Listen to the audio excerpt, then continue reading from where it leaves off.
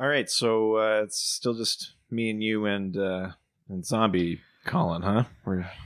Unfortunately. Yeah. Okay. Can you even do the news? News. I mean, it's better than last week, I guess. But Weinstein. oh no! I don't like that at all. Weinstein bad. DC good. Doctor, what's that thing? Where Holy shit! what the hell is that? Oh my god! Oh jeez! Oh my god, what is coming out of the... Yes, Colin, you must go. Both of us can't leave. Hardy, you've given so much. Oh, just bring Archie to the world. Bring what I could never do. Yeah, I'm gonna go now. Oh my god, Doctor, what is this? What's going on? I don't know, but I don't want that thing back. No, there's already one here. Colin, jump! No. Live. Me live. Colin, this is Zombie Colin. Colin live. Get the fuck out of my seat. Okay.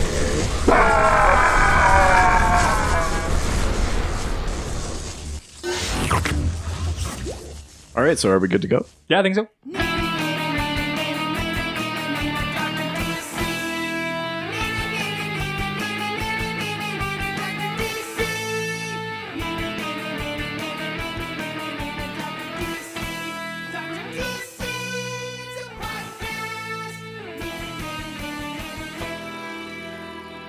Welcome to the Dr. DC podcast. My name is Colin, and next to me is the doctor himself. Hello. And as always, yeah, well, maybe not always. I missed you, Richard. Hey, ahoy hoy, buddy. Each week we talk about the weird and wonderful world of DC Comics and movies while fielding questions from listeners like you. Well, I narrowly escaped being trapped in the Speed Force, which I was thrown into by Richard, so I could then be replaced by a good-for-nothing zombie clone. Well, I don't know if that was the specifics of it, but... Yeah, I mean, we're going to have to deal with some of this off mic. What the fuck? I thought we dealt with this. Well, clearly not. Dude, not cool. Here, I'll just put my hand over it like this. Oh, you want me to do Sorry, this? do you think that I was part of this? Oh, you son of a bitch. You throw me under the bus. Yeah, no, I'm glad to have you back, buddy. Thanks, it's good to be back. You rat bastard. Anyways, in news, Teen Titans Co. movie. Nope. No, that's a go. Teen Titans Go. Teen Titans Go! Movie title and celebrity voices have been announced. Yeah, there's going to be a Teen Titans Go animated movie coming out next year. Like, is this theatrical release? Yeah, it's getting a theatrical release and wow, everything. That's amazing.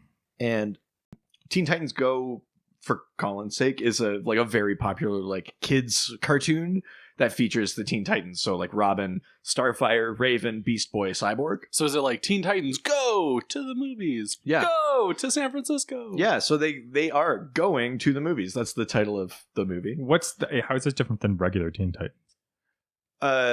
Is this like Teen Titan babies or something? Or? No, like they're not babies, but it's like a kid cartoon. Yeah. But yeah, so this will be their feature-length adventure, and yeah, they announced that Kristen Bell and Will Arnett are doing voices in it. It's probably a safe bet that Will Arnett will be voicing Batman. Oh, yeah. Because Robin is in it. I don't know who Kristen Bell would voice, but I'm excuse me, I'm kind of excited to find out. Oh my god, imagine if she does Robin. Well, no, Robin already has a voice actor from the show. Well, whatever. We've been over this. Oh, I'm sorry. I was just temporarily a fucking zombie, Richard. Yeah.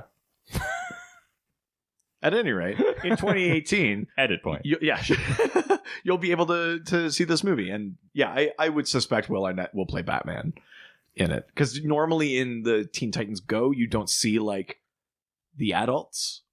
I'm sure they probably announced this and we're just not looking it up, but I'm excited to find out. Yeah. Blue Beetle and Booster Gold team up in new Funko Pop 2-packs. Yeah, That's fucking rad. This is amazing. We've recently talked about both Blue Beetle and Booster Gold, mostly Booster Gold. But yeah, the blue and the gold are together in this like amazing little Funko Pop pack. So you get Ted Cord and Michael John Carter together, and they're like adorable. I want it so I badly. kind of want them too. Hey, if you guys want to send us some of these, we would definitely take them. Well, yeah, of course. Yes. Yeah. So I'm just saying, I'm putting that out there. What is it? You know the Funko little the little figurines that they make for all the You know the things that I have like a million of in my those, house?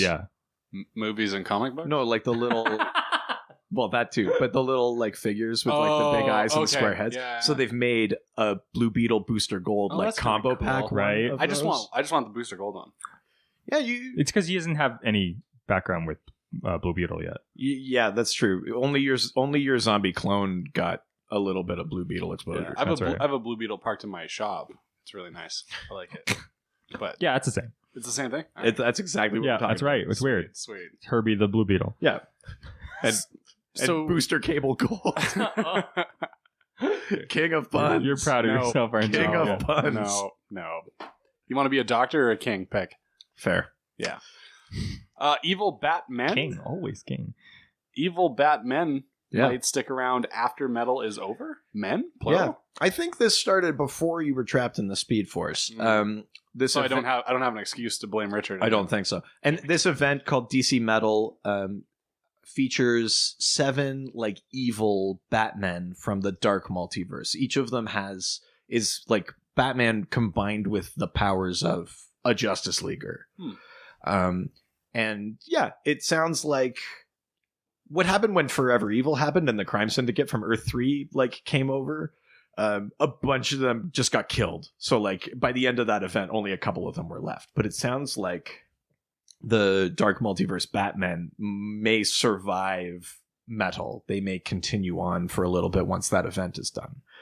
That's so rad. Which is kind of interesting because, you know, what is the resolution to metal going to be with these kind of fractured Batman That they're able out to there? survive, yeah. Yeah, but I mean, it's possible that there's like an opportunity for redemption for some of them because having read some of the backstories, like the one shots that have been coming out, there's been some like interesting. You can kind of see why they've turned evil. So they're not totally irredeemable, but it would be a stretch. So I'm interested to see where metal goes now with the idea that some of these characters might not just get killed off or shunted back to the dark multiverse or whatever. What always happens to metal? Tight jeans and swoopy hair. Emo. Yeah. They'll go emo. The 7 emo Batman. There's nothing wrong with tight pants. Batman's already a little bit emo. He does a lot of brooding. That's true. He's all like, "Oh, my parents are dead. Where's I can't even hate on my dad." That's the thing from the Lego movie.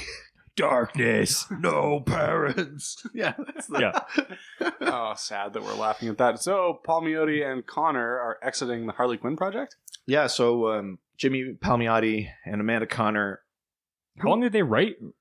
they've been on Harley Quinn for 3-4 years. What kind of story arc has it gotten? Like, They were writing Harley Quinn's solo series. yeah, that's So what I mean. it was yeah. her kind of like crazy misadventures, slightly more heroic, less of a villain, just her trying to like piece her own life back together. Sans Joker.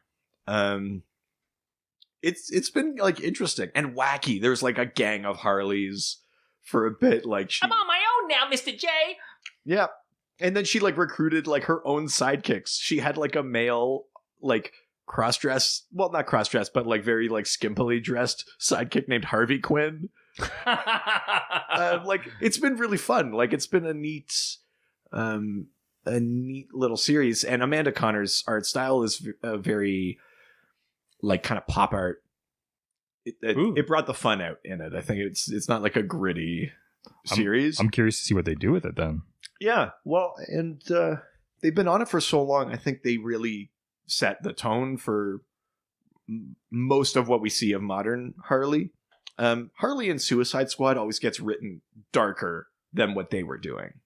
But yeah, it was a ton of fun. They're married in real life. Really? Too, so they work very well together, that's of awesome. course. Colin, what's your knowledge of Harley Quinn? Did you have anything prior to I know that Suicide like, Squad? When I was living in Edmonton, there was like a point when I think the Suicide Squad thing came out, and Mhm. a lot of my female friends dressed up like her for Halloween. And how did you feel about that? I'm very confused. It was like they were dragging around like big like clubs and stuff. It was very scary. That's it. stuff. But slightly attractive. Honestly, like it was kind of gritty for me. Really? Yeah, it was a little like I don't know, whatever.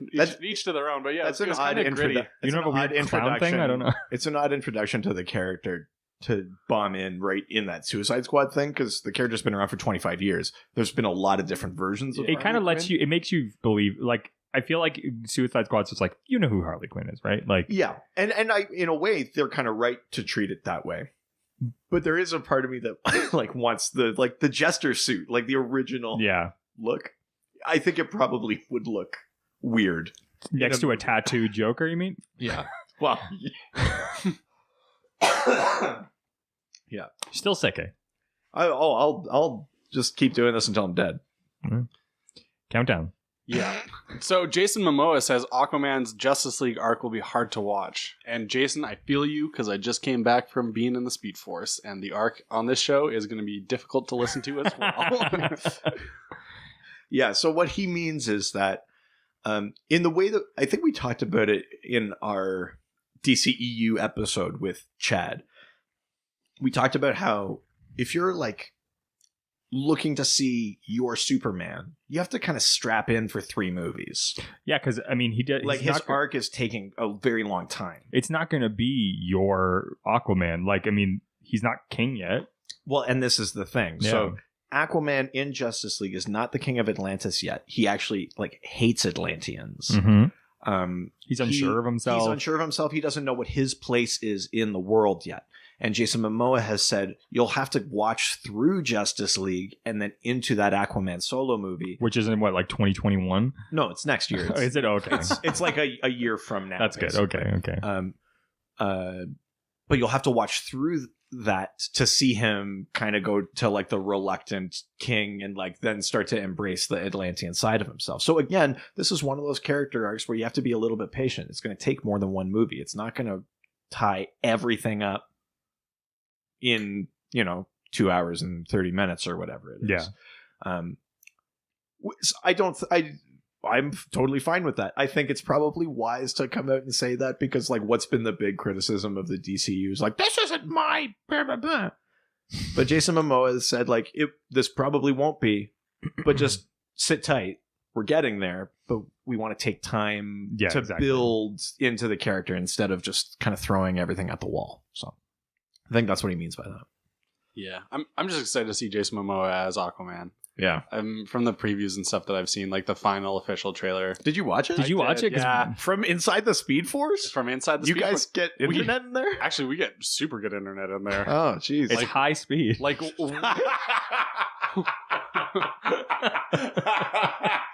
damn it! I'm so happy. He beat me to it. I was in the Speed Force. My brain's been working super fast, and I came out here and I was like, I can just chill. You guys are dumb now. Oh shit! That was good. Oh, I'm so happy.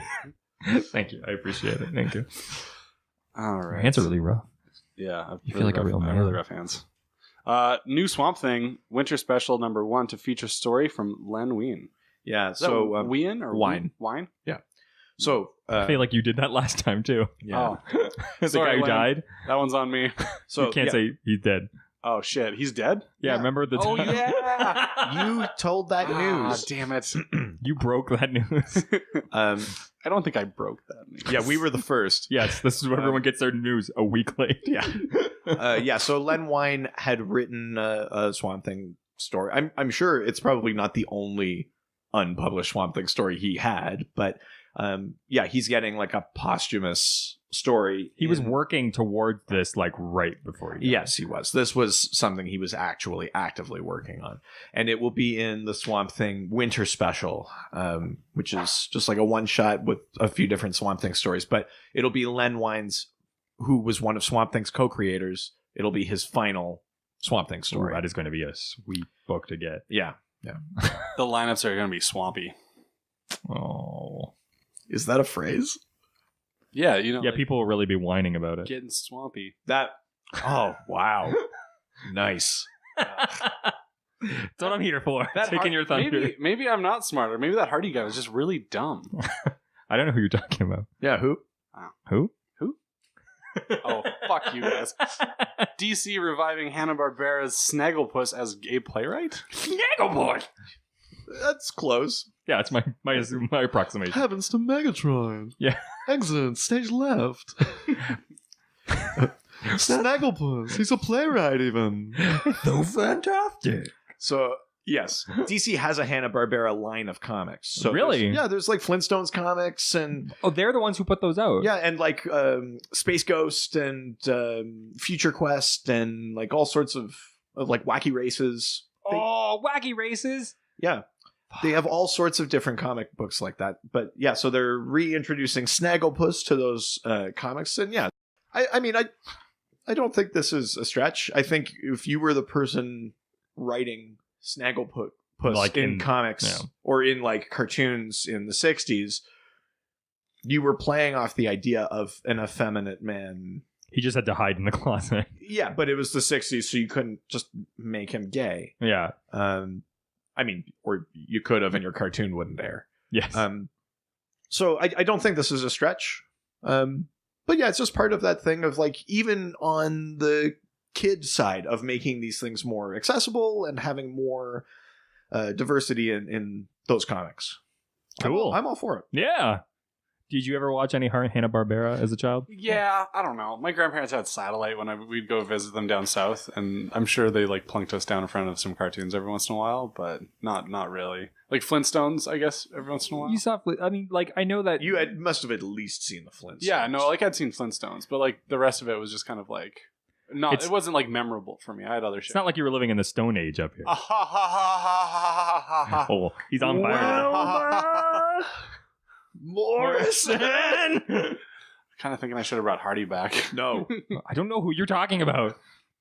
We're going to leave the Speed Force closed. We're going to put you back in. Richard said that, not me. Yeah, no. Sorry, Bus? Richard, Bus?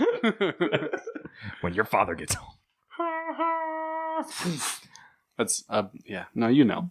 So we're gonna Sure. go over to questions. This week's costume or theme is costumes. Yeah. Oh, costume! Yeah, I mean, we've been doing like Halloween-y themes while you've been trapped in the Speed Force, but they've been pretty dark. We talked about Death of the Afterlife, and then we talked about... You guys are Halloweenies. And then we talked about... Thank you. Yeah. Serial killers. Yeah. I thought it might be fun to do something a little lighter and talk about, like costumes, outfits of superheroes. Like their equipment, stuff like that. I thought that might be a nice way to like break the tension of killers and death. That's right. Welcome to Doctober, Colin. Oh, thank you for having me, Doctor. Back in reality. Yeah.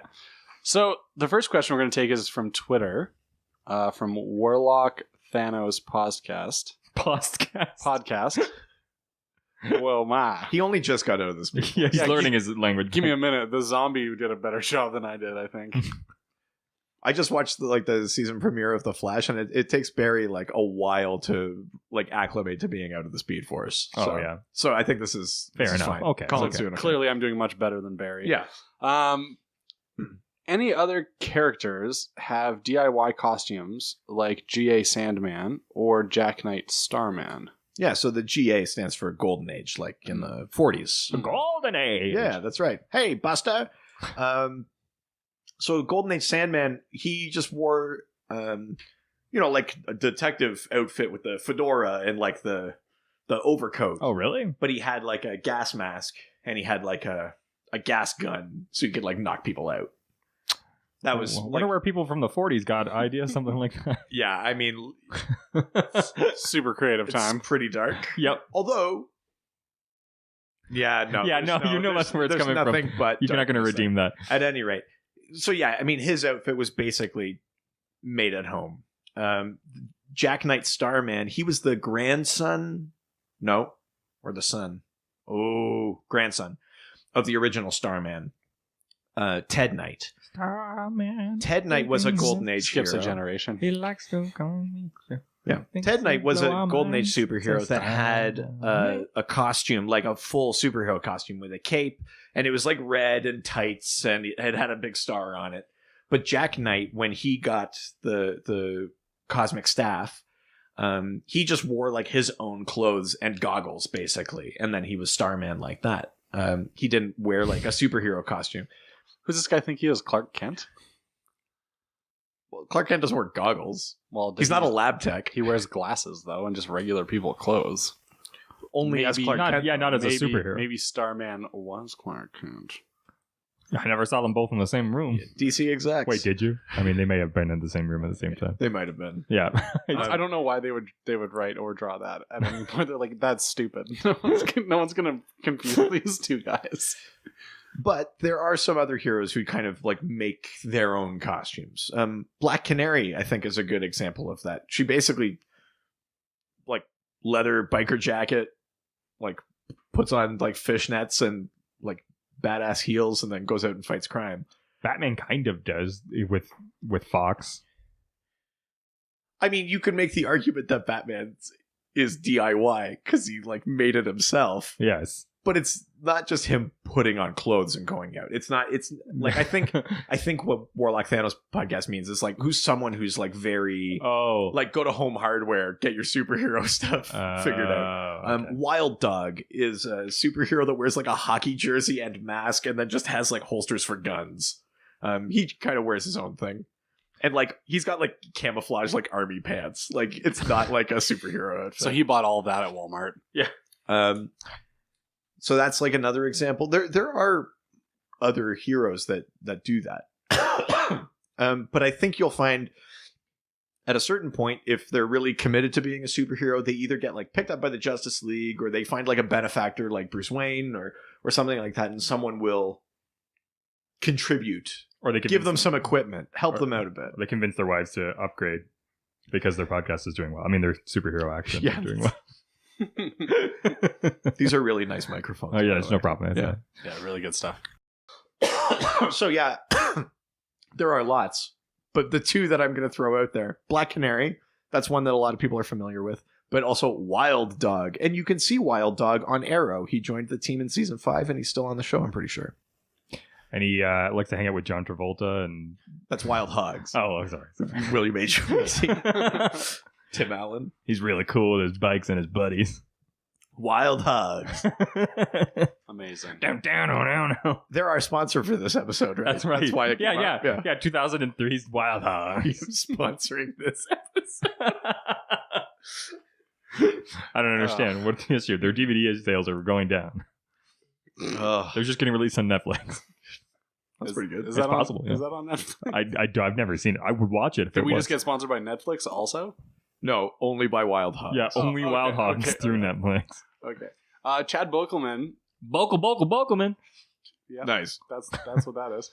Says, let's talk costumes that just appear and how. Green Lantern, Firestorm, etc. Or those characters whose suits are their origin. So Ragman. Yeah, Ragman. Woo. Blue Devil. You pick, or both, whatever. Yeah, so want to break it into the two halves? Yeah, let's do that. So the first half, costumes that just appear. So unlike Superman has speed and all that stuff, so it doesn't look like it's a problem for him, but Superman still has to like go and change. He has to at least take off a layer of clothes so that is like the cape that's been tucked into his pants all day. He can like get that out. He's just like constantly like pulling at it, being like, oh, it's just like getting where you don't want it. Maybe if I sit in my chair and just kind of like squish around, it'll like it'll work itself out. Yeah, Do exactly. you ever wonder if his dry cleaner's like, so how'd you get skid marks on this thing? You think he takes the actual super suit to the dry cleaners? I can't see why not. Again, I'm putting this for a friend. That'd be a really great sideshow, by the way. There has to be some sort of a Kryptonian washing machine in his Fortress of Solitude. Oh, I really want there to be like a superhero like laundry cleaner. Holy shit. Imagine. That'd be a good business. Right? Or just a good Sorry, sitcom. do you think this is a better pitch than Powerless? Because that didn't go well. Oh, yeah. Yeah. At any rate. That's what happens when you don't actually have rights to high-quality superheroes.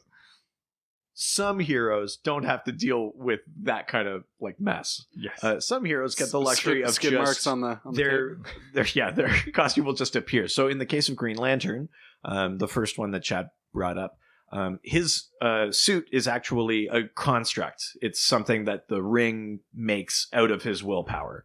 And we know this because if the ring is removed from him, he ends up back in his like civvies. Mhm. And also, Kyle Rayner, when he first became the Green Lantern in Green Lantern 50 at the end of Emerald Twilight, he had like the standard Green Lantern uniform, and then he, with his willpower, changed it to how he wanted to look, and that was how the 90s Green Lantern looked. It was mostly like terrible. well, yes. He had that big chunky mask. So stupid. It's not a great look, but I think it's historically known as a terrible costume. but he did it with his willpower. But yes, I agree. So it's not a good look. he did that to himself. He did. Unfortunately, do all of the Green Lanterns like have slightly different costumes? They from do one another? actually. So Hal Jordan has like the green all the way kind of down the torso with black on the sides, and he's got white gloves. And then John Stewart has no gloves, but he's got green like cuffs, and then the green is just like on his shoulders. And he likes to talk a lot about like current politics and Yeah, it's that John Stewart. Yeah. Guy Gardner has maybe, I mean, Guy Gardner also has a weird outfit because it's like a double-breasted vest really, with like a big collar. It's also super 90s. of course. And then he's got like big green like boots.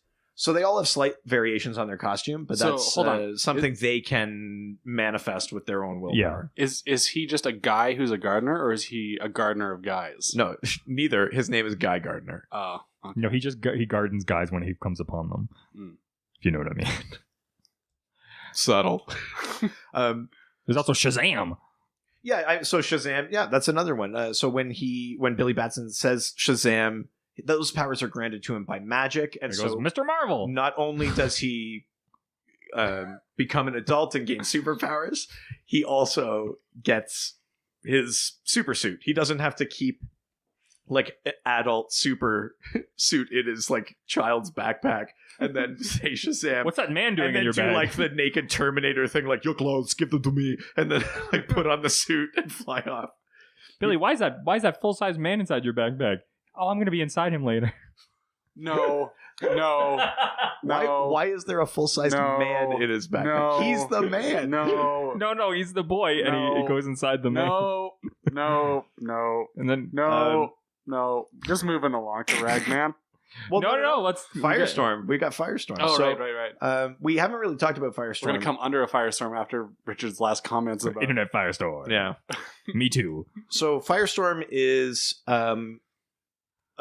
like a merged superhero. There's always at least two people that form Firestorm, and they do it through this thing called the Firestorm Matrix. It's like a nuclear power, and they're fused together so that one person is the body, the other one is like the co-pilot in the mind, and then they get all these nuclear powers. They can like shoot energy blasts and fly. Nuclear. And they also get the power of transmutation, so they can turn anything into anything else. They could like literally reorganize atoms and molecules. And so that when they merge, they're also transmuting elements, and part of that is making the costume appear. And actually they like explicitly explain that in an episode of Legends of Tomorrow, because Firestorm is a main Well, they do it character in on there. The Flash too, don't they? Yes, that's where Firestorm started in the Arrowverse, was on the Flash, and then moved over to Legends of Tomorrow. But I like their dynamic. The old crotchety professor and the but on the Flash, he just had like the piece he would put on to keep the Firestorm Matrix in check. In Legends of Tomorrow, he actually got the full Firestorm suit, and they explain in one episode that that's part of that transmutation thing. Oh, okay. Yeah, neat. Yeah, so that's where those come from. So there are other heroes who have costumes that just appear. But then there are other ones whose costumes are their powers, which Chad has pointed out with Ragman and Blue Devil. So we know Ragman because he is the hero we need, not want. Ragman wears the suit of souls. So that's he can trap the souls of evildoers in his suit and then draw on those powers and abilities and that knowledge as needed to help fight crime. Blue Devil is not one we've talked about, and he's got a couple of like different origins, but they both amount to about the same thing. Daniel Cassidy was like a stuntman and special effects guy working in like film. And he is going to appear in this horror movie called Blue Devil. And he makes this suit that includes like, you know, like flamethrowers and all these like effects, basically. And while they're shooting the movie, the other actors accidentally release a demon named Neburos. And Cassidy actually fights the demon in his like special effects suit and manages to beat the demon, but he gets hit with like a blast of demonic energy and the suit fuses to him and he becomes the Blue Devil. He's trapped inside the suit and the suit is infused with like demonic powers. So he gains powers, but he's stuck inside that suit. Post Flashpoint, they changed that origin a little bit to be that the Blue Devil suit is actually like the removed skin of Neburos. So that same demon, like Daniel Cassidy actually is like wears and is trapped in the skin of this demon, and that's how he gets his powers. Yeah, which is like kind of like messed up. It's kind of cool though too. It's an interesting origin because he's not a guy who wanted to be a hero or was looking to be. He kind of stepped up in the moment and then was sort of cursed for it in a way. Which some people would call like the Marvel formula, right? Where it's like every like gift you get comes at some like terrible expense. Yes. But yeah, so that's Blue Devil and Ragman. Questions? Do you have a favorite? Out of like these, no, a favorite like that it's gotten their powers like from their outfit. Some people may disagree with me on this one, but I kind of like what they've done like recently in the comics with Azrael. Azrael, his name is Jean-Paul Valley, and he's part of this cult called the Order of Saint-Dumas. And it's like a religious cult. And in the most recent version of him, the suit that he wears as Azrael, and he has this like flaming sword, it has like an artificial intelligence in it that kind of overrides his brain and like programs him with this like religious zeal. Whoa.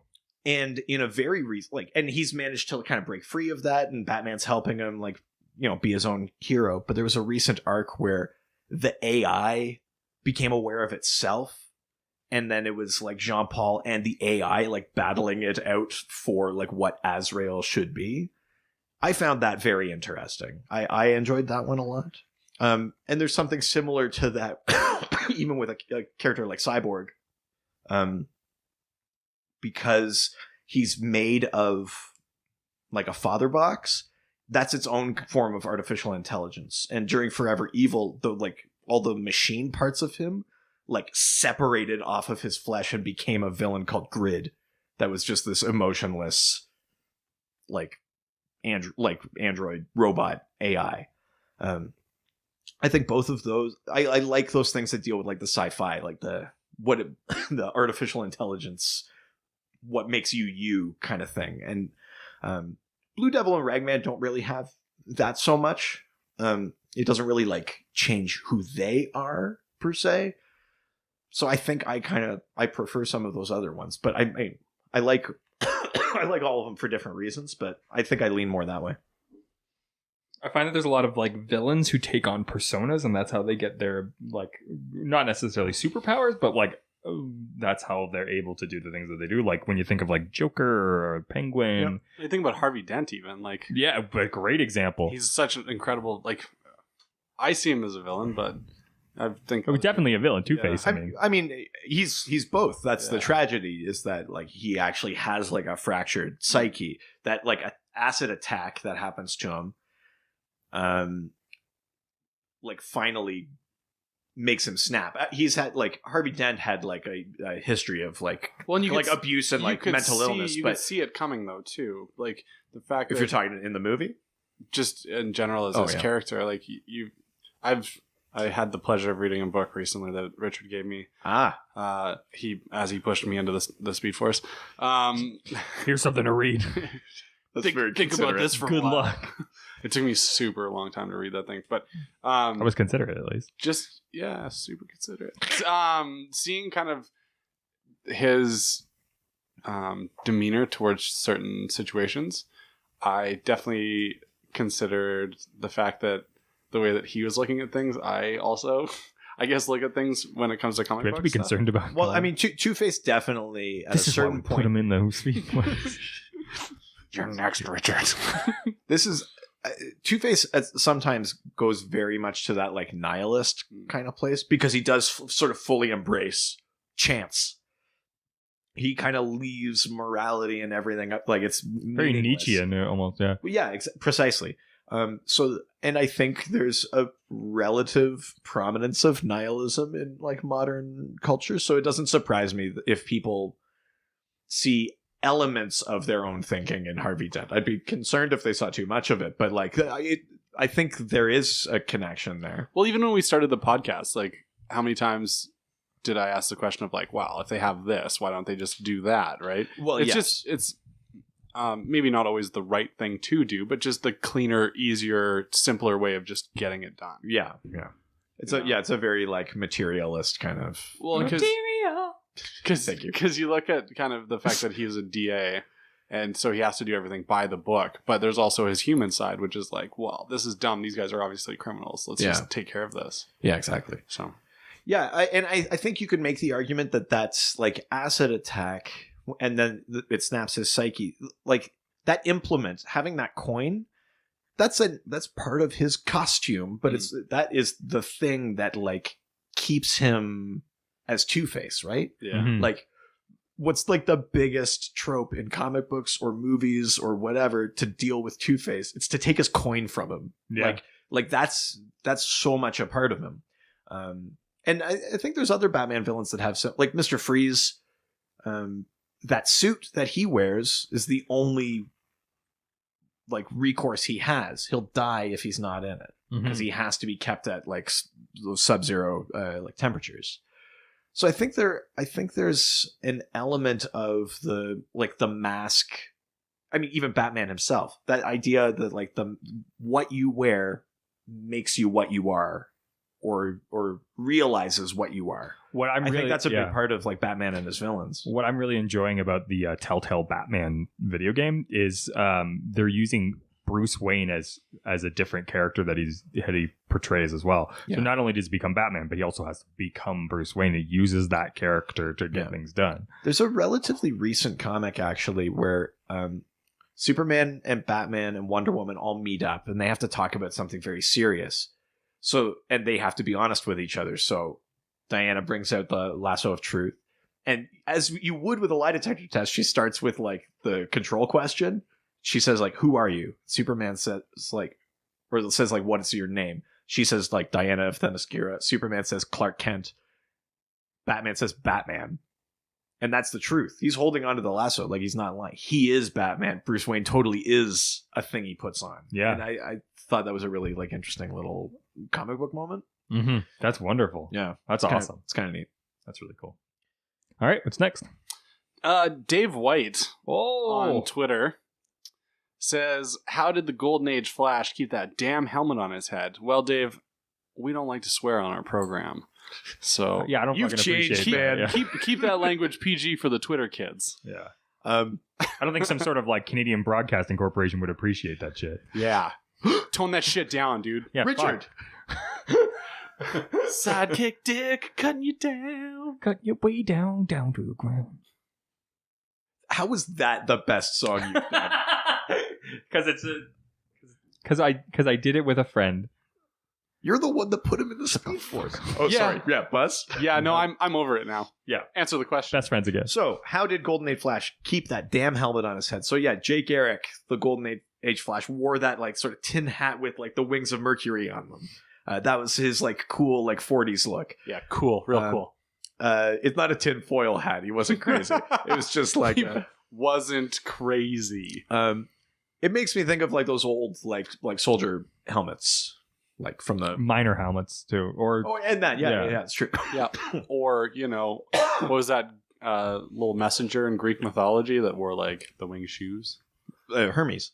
same kind of shit, different side of the body. Well, actually, it's funny that you say that because that's related. So there's a couple of different origins of Jay Garrick's powers. Eventually, after Barry Allen had come around and Allen. He's cashing checks all over the country.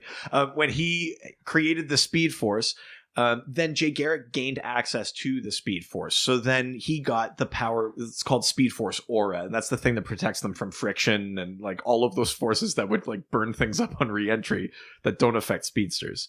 The Speed Force Aura would totally keep the helmet on Jay Garrick's head. In the New 52 on Earth 2, Jay Garrick gets his powers from Mercury, the god of speed. And his whole costume actually manifests as part of the magic of Mercury. So that would also tie into that previous question we were talking about. She was one of the hotter sailors. Sailor Mercury. Oh, jeez. but if it's like a cartoon, right? Not up here, buddy. Not up here. Creepy. No. No. But if you go back to Jay Garrick's original adventures, there was no Speed Force. There was no like magic of Mercury, like god of speed. He was just a guy that like inhaled, what was it, like hard water vapor, and then he like could run really fast. That was like all the explanation he got. So how did his helmet stay on his head?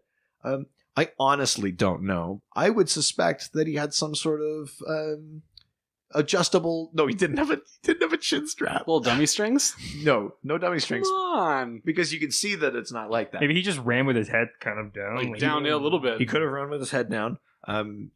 Yeah, or maybe there's like sticky tack.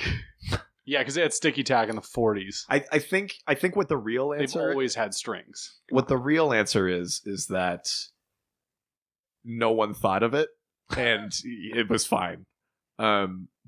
But and then later when he had the Speed Force, they were like, "Oh, of course your hat stays on. You like Speed Force or like whatever." You know what though? And some writer somewhere went, "Oh, thank God! Yeah. Oh, you just bailed out like 50 years of comics." I actually think that Richard's onto something with like the tilting of the head thing, because I have seen in trailers and stuff for like Flashpoint and for Justice League, you notice that the characters do kind of like. He does tilt his head forward just a little bit. I mean, that is kind of how you would run naturally if you were a run. sprinter or something anyway. So that does make sense. put this hat on top of my head. There we go. And lean my head forward just like this. He has to run just like a bullet. Yeah. That's right. But yeah, so I mean, in later comics, Dave, there is an actual like comic book reason why the helmet doesn't come off. But in those original adventures, I think it's just because he's a superhero and it's part of his costume, and so it can't come off. Yeah. I hate to give those like real like cop out answers, but I honestly think that's all it is. That's such like a because Speed Force. Because well, it's like a because God kind of thing, right? Yeah, exactly. Pretty much. So we're gonna jump over to Facebook. Let's do it. Jumping into Facebook, giving all of my friends a look. Yeah, we're back. Yeah, same old shit, different day. Adam Upper says, "Oh, Adam, whose costume do you think best complements their powers or abilities?" Ooh. Leaving out the likes of Ragman. Man, Ragman is getting ragged on hard tonight. He's not getting ragged on. He's just coming up. Not getting ragged on. Yeah, I know. I nailed that. Yeah, you guys are not smart enough for me. Leaving out the likes of a Ragman, to stop looking at each other like that, where the suit and costume is the power. Right. So they can't get their powers from the suit, but whose costume is the best, most appropriate, is most emblematic of like who they are. That's an interesting question. I think I'm going to make an argument for Martian Manhunter.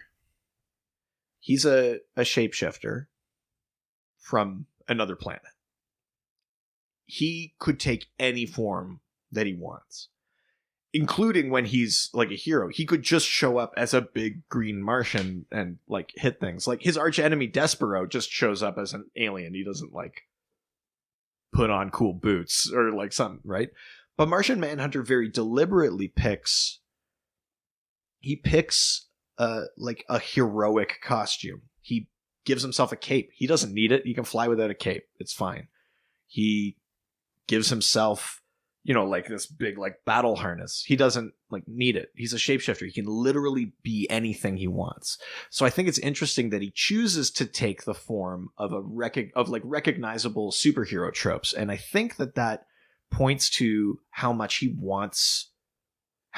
adopted Earth as his own home, and how much he wants to be accepted by humanity. Martian Manhunter is often like on the fringe of things and seen as an outsider, even though he's like arguably like the heart and soul of like the old Justice League and stuff like that.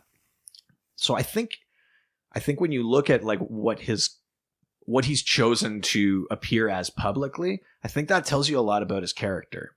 So that would probably be my like big pitch to answer that question. But I mean, like, you can also make the very simple argument that it's Batman, from the colors to like the brutal angles of like his equipment to how just strictly utilitarian things are. This is a guy who is not only like out to like literally protect himself from further pain, emotionally or otherwise, but is also out to inflict it in the quickest way possible. He's not wasting time. Everything on his suit serves a purpose.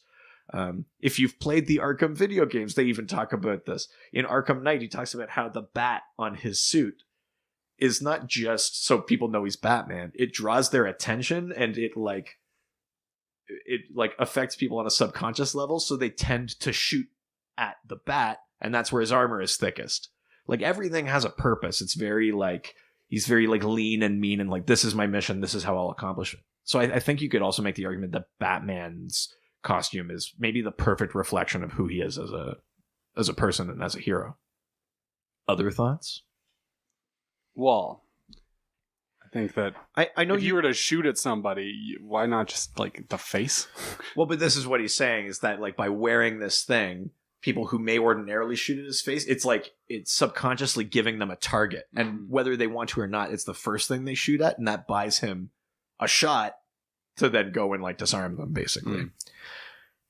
I know you don't have like a ton of like comic book knowledge necessarily, but do you have like a different answer to this? Do you think there's I'll accept non-DC answers if you have something else in your head. Okay. The Hulk. Okay. Like, in what way though? His costume quite literally is just clothes that get shredded because he transforms in shape. Or is the transformation his costume? No. No, it's literally just enough material so that it's not inappropriate. It's to get by the censors. Yeah. I mean, does everything get big? I would think so. We kind of suck otherwise. Poor Black Widow. Well, he doesn't No, in the movie, he stops the... Oh no, I'm thinking of the Edward Norton one. No. He stops them from like hooking up because his heart rate's going up. We don't know about Black Widow. I'm pretty sure that the same rules apply. Porn execs, we know you're listening. Oh my god. No. No. Yeah, like you said, I don't know a whole lot about that kind of jazz. I guess Iron Man would be similar to the way Batman is in terms of a utilitarian costume that's very like everything has a purpose. But and as somebody who's a minimalist, I do have huge respect for the fact that there are characters whose costumes quite literally serve every single purpose for. But Iron Man's is very flashy and at the same time, which is also very much like his character. Yeah. So I think that's also like a really solid one. Well, there is something to be said for Iron Man being the Marvel's Batman. So, I mean, he is in terms of being like the rich playboy industrialist that fights crime with no powers, but who made his outfit and uses his intelligence. But like, Tony has a different kind of pain that he carries with him that consumes him less. He also doesn't really like solve crimes as much as he fights. He's crimes. not a detective. Yeah. That's a key distinction. It's like Batman he's always planning. He's always trying to unravel it. there's no loose ends with Batman. Even if he saves the day, if something hasn't been accounted for, like he'll keep working on it. So yeah, that's a big difference too. All right. On to the next one. Mallory Vanier says, what is your favorite comic to screen translation of a costume and why? Did it improve on the comic or was it the most faithful to the comic? Ooh, I like that question too. Well, yeah, we picked the questions. Comic to screen translation. Sorry. I talked about it a little bit earlier. I actually love Firestorm's costume on Legends of Tomorrow. It's perfect. It's got the colors. It's bright. It has like the design, the like nuclear kind of look to it. I really, really like that one a lot. Unfortunately, because Firestorm is such like a effects heavy character, they put him in the show as infrequently as possible. Like you see Jax and Professor Stein, but they don't often merge together. Or then you just see like a trail of fire like fly by because I imagine he's expensive to like render. But when you do get to see it, I really love that costume. I think that's a terrific. I mean, it's very, very faithful to the comics. In general, I actually don't really dislike the Arrowverse versions of costumes. Flash has a new costume this season that's even closer, even like one step closer to the comics. Kid Flash's costume looks great. Vibe's costume is like comic identical. In terms of movies, it's probably got to be Wonder Woman. Her costume is perfect. It's not the shorts that she used to wear. It's like the skirt version, but that's the one that's like got more of that kind of Greek influence because she is like part of that pantheon. And that it makes me think of like how Jason Fabok was drawing her during like Darkseid War and stuff like that. And it's terrific. It looks great. On the flip side, ones that I think look terrible that like didn't translate at all. I've got a couple. Do tell. Steel. Oh. Shaquille O'Neal as John Henry Irons. That, oh my god, it's a bad costume. It like does not. Steel in the comics is like he has like, well, now it's kind of like partially like a liquid metal suit that basically covers him, but it was just a steel suit. And he looked like a robot, but it was a man inside it. But in the Steel movie, it's like an ill-fitting helmet and like just plates of metal that don't really sit well on Shaquille O'Neal. Like it looks uncomfortable and it looks heavy, and the movie feels like it. How much of that do you think was everyone being terrified to say no to Shaq? I don't think he was really like running the show. He was on like, that, though. okay, here's what we're gonna do, guys. It's gonna be super simple. It's gonna look awesome. Let's do it. I think the problem was just that it was like 1994, and they were like, let's make a Steel movie. But like no one really, they were like, they were probably all like, this will make like $10 million. Let's have fun. They were like, you know what I mean? Like, I don't think they were putting a ton into it. Well, yeah, they clearly hired a T-rate actor. Yeah, I mean, like, no, I don't think anyone thought that was going to be a huge movie. Yeah. I don't like that one. Not to join hordes of people, but I also don't like the 2011 Green Lantern outfit. No. But The CGIing? But I know what they were doing. Well, because I it's understand generated outfit, so yeah. making it computer generated. I understand where it's coming from. If the suit is part of the green like construct, like willpower, it should look like it. And that's one thing that's a little weird in the comics is that like when they make their costumes, it doesn't look like every other construct. It just looks like clothes. And they just like, oh, it's fine. Like in comics, you could just ignore that. In a movie, if you're saying that that's what's happening, they kind of went the right way with it, but it just looks terrible. I think CGI just still wasn't really there, or the money wasn't there. Yeah, but I think it's partly the color though too. Like there was too much green. Like like we were missing like Hal Jordan's costume has black and white. It has like some contrast and things in it, and I think we were missing that in that movie. So that one also to me doesn't hold up great. And the last one I'll mention, though relatively comics accurate in terms of shape and color. Just like does not look good. There was a pilot for like a Justice League sitcom in like 1990 or 1991. Have you guys seen this? It's terrible. There's lots of like office style sitcom, like really? cutaways and things like that. Oh my god. It's really bad, but David Ogden Stiers plays Martian Manhunter. I feel like maybe bad isn't the word to use because that sounds awesome. Yeah. I want it to be like fun to watch, but it's so bad. Okay, so DC execs, we know you're always listening. Give me a call. I would love to help to reboot this because I think I could help you. I think it's on YouTube, but at any rate, there's David Ogden Stiers plays Martian Manhunter, and he's got this like giant like beer gut. So if you see scenes just from the chest up, he actually looks pretty good. And then you see they do these like long like wide shots, and it's just like the costume comes down, and then just like. Oh, you did show me that. That's. Oh no, I showed you Smallville Dr. Fate, which also does the same thing.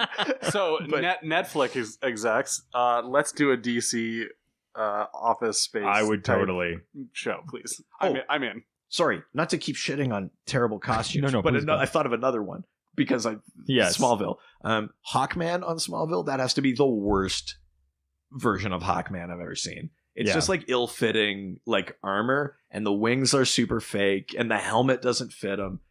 The Hawkman like suit in Flash? the Arrowverse looks awesome. I love it. It's a really cool look. But yeah, that one from Smallville, if you like go back and watch whatever season that is that has the JSA in it.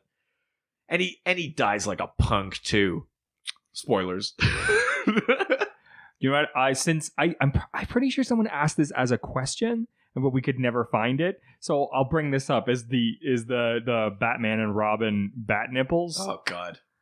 Sorry, like, and the question was, well, I don't remember. Somebody said that we should mention it. I think I don't remember exactly. Maybe like why they're there. Yeah, something like that, which is hilarious. I actually do know why because I read an article about this a few months ago. Do you want to take this one? Yeah, I absolutely will take this. So, Vice did an interview with Joel Schumacher, maybe like 4 or 5 months ago, maybe even 6 months ago, but now. And one of the things is basically he went on this like weird tour of like apologizing for the movies. It's not weird. He had to. Yeah, very recently. Like he just very recently was just like, I'm sorry. Like I get it was bad. Like sorry about dem nips. But like, I mean, he gets a lot of explanations of like what they were trying to do, which is basically they were trying to make it like kids playing with action figures, and that's why everything was so over the top. Yeah. And it seemed like everybody was designed as if they were toys. The Batmobile was so ridiculous because they were trying to make it like toys. But like when he was specifically asked about the bat nipples, I mean, he kind of throws like Jose Fernandez under the bus, which is like the designer, the lead sculptor. Yeah. And what he said, what he chalks it up to basically is like at the time that like Batman Forever came out, apparently there was like all these advancements in like rubber modeling. And so they wanted to use that in the new movie. And so what they had talked about was like looking back at like Greek, like old like Greek statues and that concept. Right. Basically, he was like, hey, use these as like your models. And then he came back and he was just like, here's bat nipples. And he's like, oh, that's pretty cool. Yeah. I mean, in a... I can't believe I'm about to defend the bat nipples, temperature-wise, very cool. Really? I can't believe I'm about to defend them, but like they kind of make sense in a way too, because when you look at those movies, if you look at like the architecture of Gotham City, there's all these like monolithic like statues. Yeah. Like the human form is on display quite a bit in those movies, considering how little skin is actually in those movies. I think they were hearkening back to Greek mythology throughout the entire thing then. Yeah. Yeah, it was definitely like an influence. In a weird way, they fit that Gotham. I can't believe that I'm saying that. But like they are out of context, they're super ridiculous. I'm just glad they didn't like go the full, like we're talking about how every part of Batman's suit is like useful. Oh. I'm glad there wasn't like fucking radar or something like shit in the nipples. It's actually grappling hooks. Or like, Their headphones. He's just gonna like plug in and listen to some jams. Overly defined like cod piece. I'm glad that didn't exist. Yeah. Well, no, there's cod pieces in that. That's the opening montage of the movie is them suiting up, and you just get like a straight up like ass and dick shot. Yes, I do. That's like that within the first 30 seconds of the movie. Both movies, Batman Forever and Batman and Robin, both start like that. Weird. Joel Schumacher has some explaining to do, I think. No, he did his apology. Yeah, that's true. Yeah. No, Jose. Yeah, Jose Fernandez. It was all him. Hey, he didn't construct those shots. I'm just saying. Yeah, the bat nipples were it was a weird thing, but not like my biggest problem with those movies. The ultimate Joker joke is that Batman gets a purple nipple. Yeah, it's a good thing he killed him in the first movie. Yeah. It was pretty cool. Now you know why. Yeah, everyone should have chilled. Cool party. Oh, that's why the nipples were so perky. Yeah, there was a lot to talk about. We should just do a whole episode on those. Yeah, we'll put out a special. Yeah. The Batman and Robin. Not so special. All right, let's move on. Josh Gill. Jill? Josh? Gill. It's Gill. It's Gilly. Gilly? Old Joshy Gilly. Gill. Gilly Magoo? Old Gil. Old Gil's gonna. Oh, Gil. Oh, not the hot plate. I only had 2 payments left. Oh, Gil's gonna make it this time. Anyways, he's got a couple of questions for us. Sure. The first being, has Blue Devil's inability to remove his costume ever been addressed? I mean, addressed in terms of coming up, yes. It's like central to the character. It's like one of the first things that comes up is that he's stuck in the suit. And that's like central to the character. I think what he means is, has he ever gotten out of the costume again? Oh. Is that what he means? Well, I would think. I mean, he knows that part of Blue Devil's thing is that he's stuck in the costume. So, I mean, a lot of like Blue Devil stories do have like Daniel dealing with, like, do people trying to get out of it, or trying to figure out a way out, or trying to bargain with. He bargains with Neron at one point to like be a like movie star and stuff like that. So, I mean, he does want out. It comes up a lot. In terms of him actually, he never permanently gets out. Certainly not in a way where it becomes optional for him anymore. If he has gotten out, that story has ended with him ending up back in the suit and also trapped again. It's never gotten to the point where he could just voluntarily take it on and off. He's never mastered that.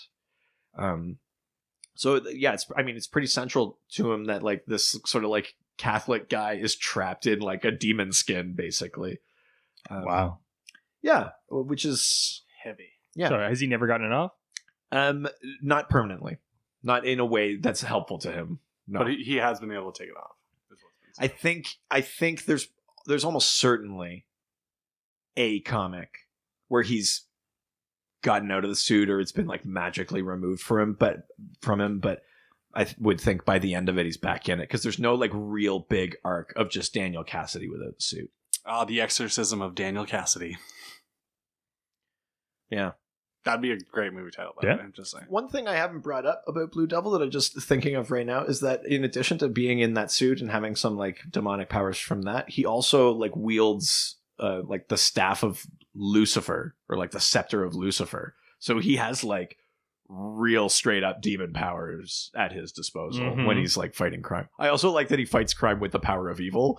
I think that's like kind of interesting, but yeah, that's all. And the second question from Josh is, was there a more 90s redesign than the Dr. Fate 2 Fate redesign? Right.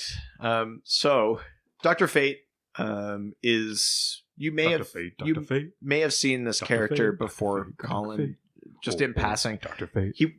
Yeah. Oh, come on, rock me, Dr. Fate. Dr. Zaius? Yeah. He wears like a blue costume with this big gold cape and like gold gloves, but he has this, it's like a gold like bell helmet. So it just has eye holes and like a short fin on it, but it's like a metal helmet. And when he puts it on, there's like a spirit in the helmet that basically takes control of his body, and he becomes Dr. Fate. And he's like the DC's most powerful magician, basically. So Dr. Fate in the 90s, this other guy gets the helmet and like melts it down into other stuff, and he has like an Ankh like tattoo on his face, and he's got like long grungy hair. It is a super 90s look. Like it looks exactly like everything else that was coming out in that era, like Spawn and like stuff like that. Like it's so 90s. That's another guy who basically didn't have like a superhero costume. He was just like wearing clothes and like. Is it the most 90s redesign? I'm not sure. I would say that like Azrael Batman. When Batman got his spine broken, then Jean-Paul Valley, aka Azrael, became Batman for a bit, and he wore this like robo like mech Batman suit. That is super 90s. Kyle Rayner, when he like reconfigures his Green Lantern costume into like the ugly chunky mask and stuff like that, that's super 90s. Electric blue Superman is pretty 90s. I don't know which one takes the cake. How about this?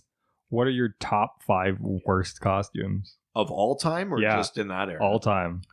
Top 5 worst costumes? Yeah. Oh, Jesus. Something comes to mind to me is 80s Black Canary. Yeah. The Flashdance Black Canary. Yeah, that would probably be up there. I would say there was an... Coming up on the board, number 5. We talked about the Legion of Superheroes a little bit, and one of those characters, his name is Cosmic Boy, and he has like magnetism powers. Yeah. Normally he wears like a very normal kind of like, it's like a purple and black kind of costume. But for some reason, through the 60s and like into the 70s, he wore this costume that was like, I know this is an audio medium, but I have to kind of like show you guys like what this looked like. It looked like a corset, like a black corset, but it was missing the middle, like sternum down. It was just these bits and then like the underwear.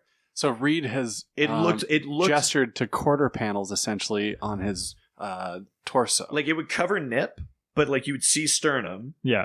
And it would go all the way down, and then it would be like the underwear, and he had like boots and like gloves. Like he looked like Frankenfurter. Like that was his costume. Wow. Except minus the fishnets. Yeah. At this point, you're going to look up Frankenfurter on Google. It's not even that terrible of a costume, but I just don't know where it came from in that era. Like you would think like in the 60s they'd be like, oh, isn't that a little like effeminate, or like, you know what I mean? I'm actually more surprised or impressed than anything. But number 5. But I think also the reason that I like bring it up is that it has nothing to do with his powers. Like it's all right. Number 4. Number 4 worst costume. Do your best. Number 4's worst costume would be there's a version of Clayface that had to be in like a contained suit that had like a helmet and things like that. Like to like contain the clay? Yeah. That's really stupid. Yeah. The whole point of Clayface is that he's clay and can do shit that's clay. Is that the Preston Payne Clayface?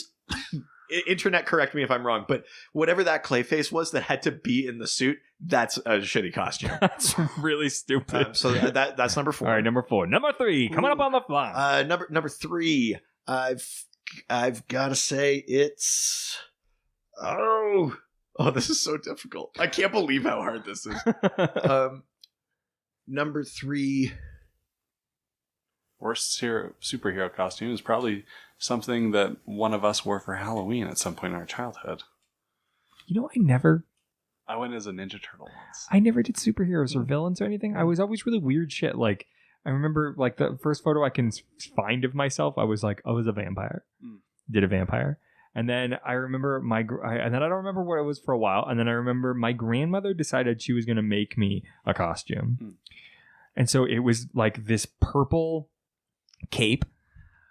And then around my neck was this like cuff, like this that would go around. Like a collar. Yeah, like a gigantic, huge collar that would go around. And then she gave me a scream mask. So you look like Mars Attacks in a horror movie. Yeah, wow. Kind of. Yeah. It was. Really Can I use stupid. that as number 3? Bing. No, I think I have a number 3. Number 3 is definitely Azrael Batman from the 90s that I brought up. That Robo Batsuit is. I'm sorry for people that really love that, and I know a bunch of us grew up through that era. And Nightfall, Night Quest, like that's all a great story, but that's a shitty costume. I do. Is that the really chunky one? It's like big, like yellow, blue, like horns. Like it's really stupid. I do. It's got like a big that. red thing in them. Yeah, I hate it. It's a bad costume. Coming in at number 3. So that was number 3. Casey Kasem. Nice. Number 2, I'm going to say I actually didn't like, what's his name? Khaled something as Dr. Fate. It's one of the more recent Dr. Fates. He basically just wore like a blue sweatshirt and the helmet of Naboo. And I know where they were coming from with it. It was that he like Star Wars Episode 1 was really popular. Well, but he was like he was like a college kid. He didn't really want to be a superhero. I caught on. He was like a college kid. He didn't really want to be a superhero. Like, I kind of get why they did it, but he's just doing it because his parents wanted him to, and so he just like put it on. It just looks terrible. Dr. Fate's back to his original costume now, and I couldn't be happier. Number Coming one. in at number 1. This is going to be Hot on the chart. This is going to be controversial, but I have a reason. Golden Age Green Lantern, Alan Scott. Really? He's classic. I mean, that look is iconic and classic. And there's a part of me that loves it. But hear me out. Hear me out, internet. Don't turn it off. Look at how many colors are on that goddamn costume. His cape is purple. He has a green logo in a yellow circle on a red fucking shirt. He's wearing a brown belt and green pants. This guy cannot dress himself. Like, this is objectively a terrible costume. That sounds like the cartoon Aquaman from back in the day. I mean, like, super bad. I feel like Snagglepuss just showed up. The reason that we're like all like good with it is because it's so like it's the iconic. Original, and he's iconic, and Alan Scott's a great character, and like everyone loves him, and I do. But like, let's divorce ourselves from the emotional attachment a little bit. That's a bad costume. Wow, that's worse than the 90s Green Lantern? Yes, because the 90s Green Lantern is you look at him, you're like, oh, Green Lantern. This guy's like, oh, like orange shirt, purple cape, Lantern Man. Like Purple Cape Lantern Man. Yeah, and I mean, he's got blonde hair. They were like basically just using like any color they had near them for those comics. That's really funny. Those were his pants and his belt. He just brought from home. We would love to hear your guys' top 5. I actually would love to hear top 5 worst heroes. You can hashtag worst costumes. Yes. Yeah. Yes. Or villain costumes, too. Hashtag worst costumes.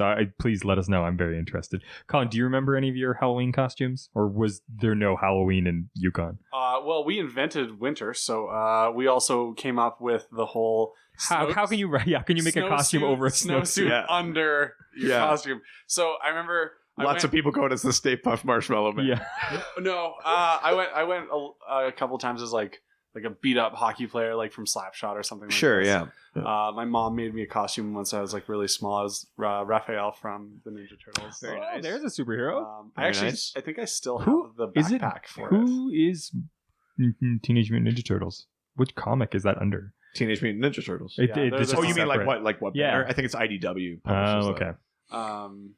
Yeah, I don't know. I suck at dress up stuff. I just get awkward and I don't want to do it. What was the last time you made a costume? Oh God, I don't even remember. I used to work in bars a lot, and so I'd always have as a hot bartender. Yeah, that's what I went as. It's a great costume. It was hard to pull off. No, I find myself. I would wear like a half-assed costume, and then as people got drunker, they would just be like, "You should put on these glasses. That'd be hilarious."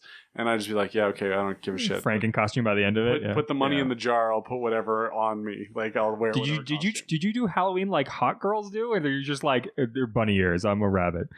Yeah, pretty much. Yeah. I had the opposite experience of Halloween. My mom was like very dedicated to like making something like original. You mean no mega nerd mom? Yeah, of course. Well, but it wasn't even like dressing up as necessarily as something recognizable. But one year I did go as Commander Riker. Oh, nice. Yeah, my mom like made the uniform, like got felt and like put it on like a black sweatshirt. Were you just a pile of poop? Is that what you were? What, for Riker? Yeah, number 2. Oh. Nice. I did have a fake beard like drawn on and everything. Oh my God, that's amazing. And that's a hilarious haircut. That's commitment. Yeah. And but then like she would also go the other way where like my grandfather was like a bombardier, like a bomb aimer or whatever during the war. Whoa. And we had his bomber jacket, and like I wore that one year, and mom like did me up like a zombie like fighter pilot, basically. Like, oh my god, that's awesome. but then I would tell people I was a zombie fighter pilot. And she'd be like, "No, you're a bombardier." Like she was like so like specific about like no, like the uniform. Like this is what. So, yeah, that So I kinda went both You mean ways, the like- doctor's parents were like obsessively nerdy They're and committed? to facts. Yeah. I got to do a little bit of both. I got to be a couple of recognizable things. I was like the Phantom of the Opera, and I was Riker, and then I also got to like my parents would be like, "You're just a mad scientist," and then like they made like a Same jacket. He has the same white jacket. they made on right now. they made a name tag. And my name was Algebra. Oh my god, I would have beaten you up, and I was the one who got beat up. I mean, my parents listened to this, and I don't want them to feel bad because I legitimately love that costume, but I did get beat up. Not on that day. Not like on that day, but like as a child. It wasn't even for the costume, though. Subtract this, you nerd. He's like, I'll just beat your ass. I'm gonna divide your ass. No, No, no, too much. No, That's I think too we much. both went too far. no. So, did you ever do a Solve for this superhero X. costume? I actually didn't. Really? I've never dressed up as a superhero. So, my god. So, when you finally buy that Jason Momoa Aquaman costume, Yeah. When I get clearance from my significant other to spend like thousands of dollars on a replica suit. there was that one that I sent you. It wasn't that bad. That's true. That's true. Actually, it wasn't. yeah. I did one. Is it just Right? like a printed shirt? with No, all his it's like muscles you on get it? like the hair and everything, Yeah, and it's like true. You it's just borrow- actually- you can borrow mine. we might have to do that. Oh my god. That'd be awesome. Oh, this is too late. But okay, next year we're doing 3 costumes. Oh, This was fun. I like this I costume. like that we all had different reactions to that. You were like, relief. Mine was like disgruntled and like, I don't want to fucking do that. And Reed was already over it. no, he was just already thinking about what he wanted to be. Well, yeah, I've got to wrap up this episode so I can go work on something. If you guys have dressed up as superheroes or any costumes you'd love to show, we'd love to see them. Actually, I think we should take it one step funnier. Send in a picture of your parents' either best or worst kids' costumes for you throughout your years. If you have family pictures of this, I think that'd be super Yeah, funny and to if see. you're willing to share them. But yeah. Yes, absolutely. like We're- super silly, like Yeah. 80s, 90s If I- costumes were always bad. If though. I can find my Riker image, I will put it up on our Instagram. I'll put up the Doctor as Commander and Riker. I will try and see if my parents have photographs of me as a human. and what is that Instagram? That's Dr. DC Podcast. And you can send us some questions over on Twitter at Dr. DC. Or through our email. DrDCPodcast@gmail.com. and I was always on Facebook. Dr. DC Podcast. Or on our website. DrDCPodcast.com or .ca. I think we did it. Or you can just call Richard on his personal cell phone number, which is Anyway, 546. Yeah, 867-5309. Was that Jenny? My tummy too. yeah, that was amazing. Well, it's been a distinct pleasure to come back from my little vacation in the Speed Force. For now. Glad to have you back. Yeah, well, I guess we can't keep our eye off of Richard now. Yeah, I know. Yeah, don't turn your back. Well, some kind of sign off. Adios. Jenny, what can I turn to? 867-5309. 867-5309. Aquaman, all the superheroes. They always fight for what is right. Live with danger and adventure.